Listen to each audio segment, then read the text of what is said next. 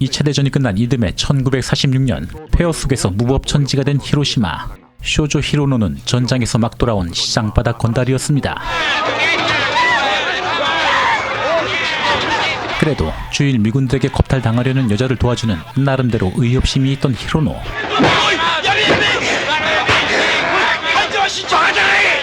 이 궁색한 히로시마 시장 바닥에는 상인들의 보호비를 받고 있던 두 패거리가 있었습니다. 세이지 도이가 두목으로 있는 조직 도이파, 그에 비해 약간 쭈구리한 조직 야마모리파.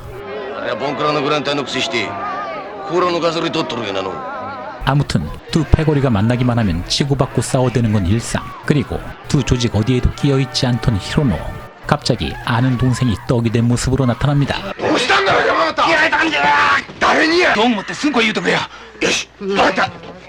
얼떨결에 무리에 휩쓸려서 마지못해 분노의 복수를 하러 가게 된 히로노.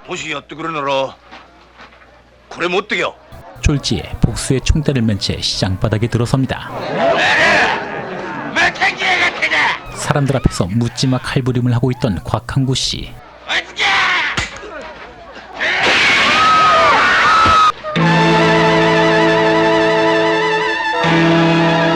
이 사건은 히로노의 인생을 완전히 뒤바꿔 놓았고 결국 빵 생활을 시작하게 되었죠.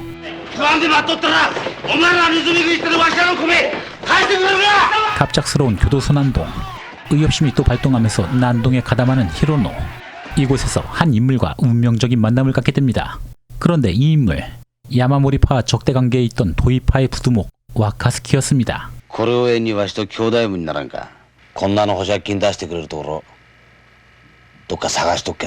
팔뚝으로 러브샷을 하며 의형제를 맺게 된 두 친구. 얼마 후 우쨘 일로 출소하게 된 히로노. 알고 보니 야마모리파의 두목 요시오 야마모리, 히로노의 보석금을 내준 것이었죠. 가만 평화협정이라도 맺었는지 그렇게 싸우대던 도이파 두목도 같이 왔군요. 히로노 출소하자마자 야마모리파의 조직원으로 취업하면서 팔자가 바뀌기 시작합니다. 미도도개인은 노이구미 구미초 노이키요시, 바이샤쿠인은 조로 오쿠보 켄이치 오야분 되었다. 야쿠자 가입식 사카즈키. 형제의 예를 맺는 절차라고는 하지만 정말 이들에게 과연 얼마만큼 의미가 있을런지. 전후 혼란스러웠던 일본 사회, 나라꼴이 뒤숭숭하면 정치인들도 부패하기 마련. 야마모리파는 구레 지역 의원 후보로부터 은밀한 제안을 받게 되었죠. 바로 상대 의원 후보를 손봐주고 본인이 당선이 되도록 도와달라는 청탁. 히로노와 조직원 친구 테치야. 이 제안이 영 미덥지가 않습니다. 그 상대 의원 후보의 후원자가 바로 도이파였기 때문이었죠.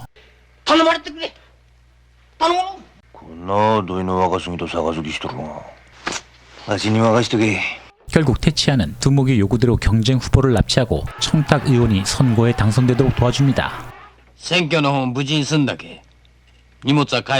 그제서야 순순히 상대 후보를 풀어주는 테치야. 그런데 문제가 발생했습니다. 이 야마모리 조직원 간바라, 술김에 쓸데없는 입방정을 떨게 되는데 하필 바로 옆에서 도이파 조직원들이 그 입방정을 엿듣게 되었죠. 그리고 당연히 먼지나게 쳐맞습니다. 이렇게 다시 야마모리와 도이는 적대관계가 되고 히로노와 의형제를 맺었던 도이파 부두목 와카스키의 입장도 난처하게 되었죠. 기껏 좋아진 분위기에 또 싸우고 싶은 생각이 없었지만 모든 일이 뜻대로 돌아가는 건 아니었습니다.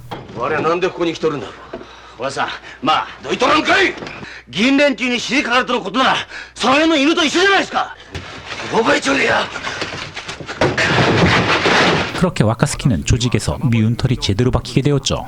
이제 도이파에게 처맞는 건 시간 문제. 그 입방정 떨다가 떡이 되었던 간바라. 어느덧 도이파 조직원으로 재취업하게 되고 동네 구멍가게로 전락해버린 야마모리파는 언제든 도이파의 공격을 받을 위험에 처해 있었죠. 야마모리파가 살아남을 수 있는 유일한 방법이란 먼저 선빵을 쳐서 도이파 두목을 제거하는 것. 하지만 이건 고양이 목에 방울달기였습니다.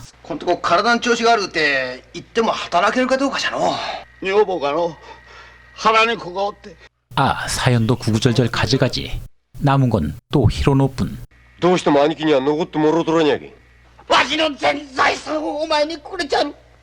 아주 상습적으로 즙을 짜대는 야마모리 두목. 눈물의 도가니 속에서 히로노는 다시 한번 총대를 매게 됩니다. 그리고 また来てください。海斗さんによろしいですか。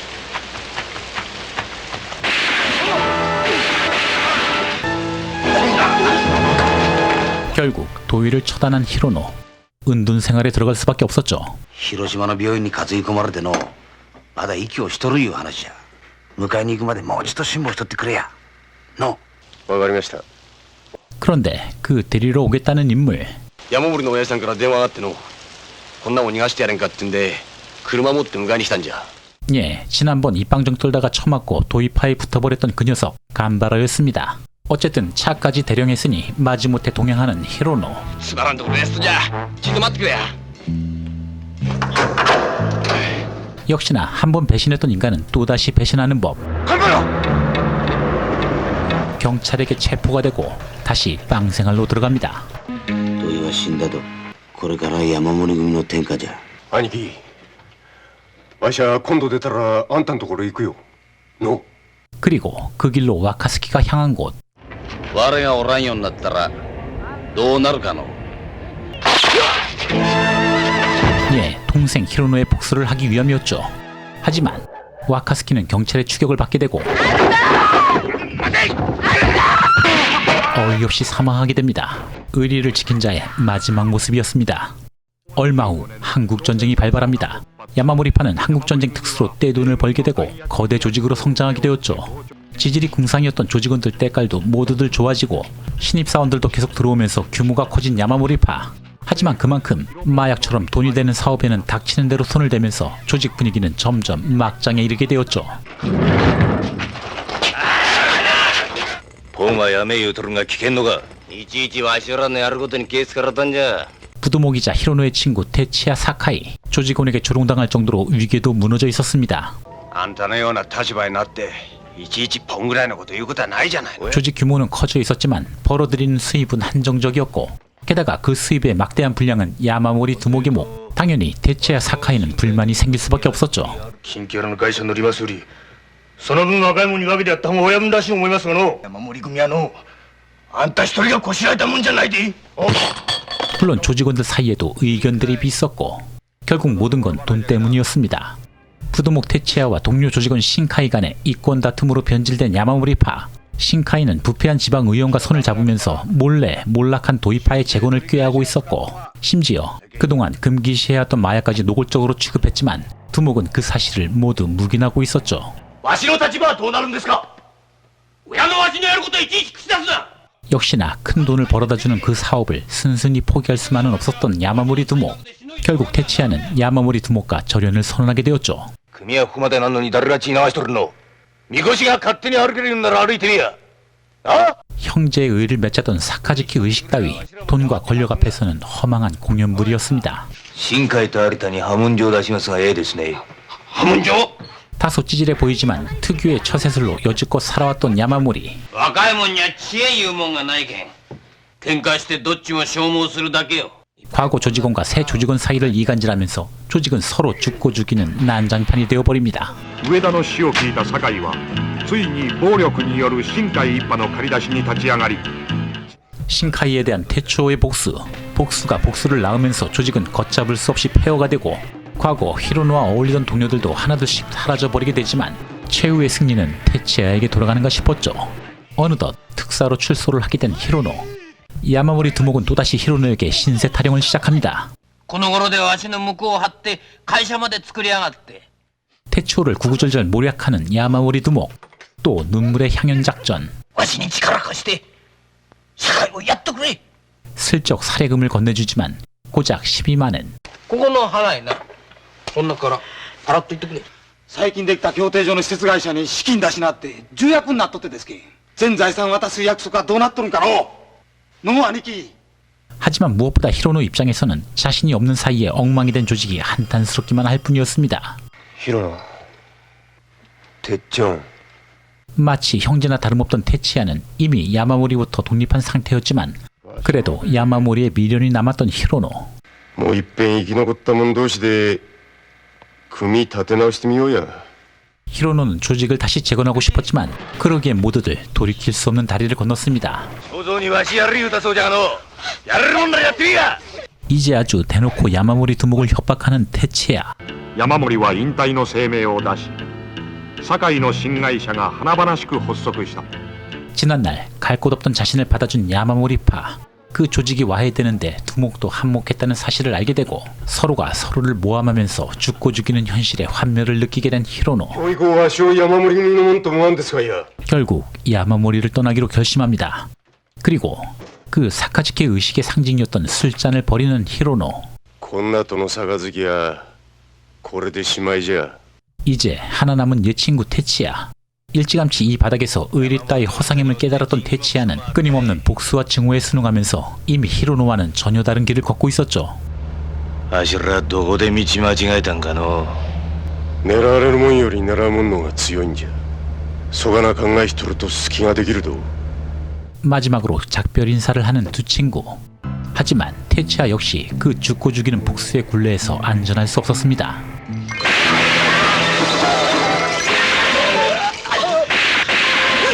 결국 옛 동료들과 같은 길을 떠나게 된 테치야.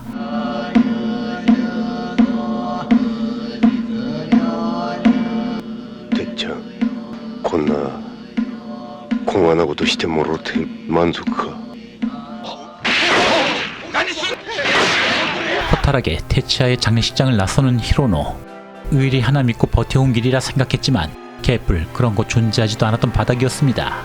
전후 폐허가 된 히로시마 지역을 중심으로 폭력 조직원들 간의 이권 다툼이었던 일명 히로시마 항쟁을 모티브로 한 이야기. 무슨 나라를 구하는 것도 아니고 왜 항쟁이란 표현을 썼는지 모르겠지만 이 축에서는 그저 맞서 싸웠다라는 의미로 해석하는 것 같더군요.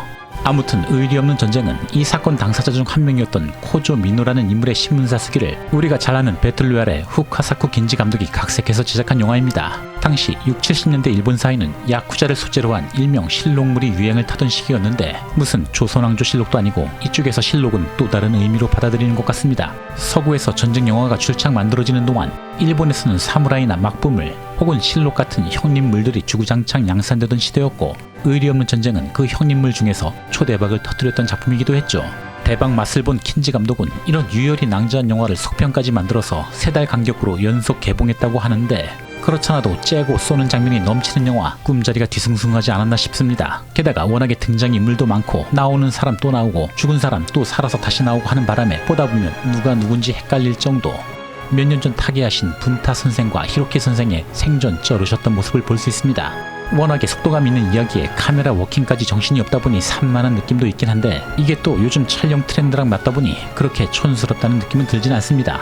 그쪽 바닥에 냉혈함과 잔혹함을 부각하면서 비장미로 승화시키려는 시도도 보이긴 했지만 결국에는 의리고 뭐고 젠장 아무것도 없더라 라는 비관적인 결론에 다다르게 되죠. 씁쓸하게도 야비하고 기회주의적인 인물을 최후의 승자로 만들어버리는 이야기 전개. 인간 세상의 어두운 현실의 일면을 반영하면서 인생은 고통이야 나를 일찌감치 반세기 전에 구현해준 이야기. 의리 없는 전쟁 소개해드렸습니다. 더 흥미있는 수제로 다시 찾아뵙겠습니다. 감사합니다.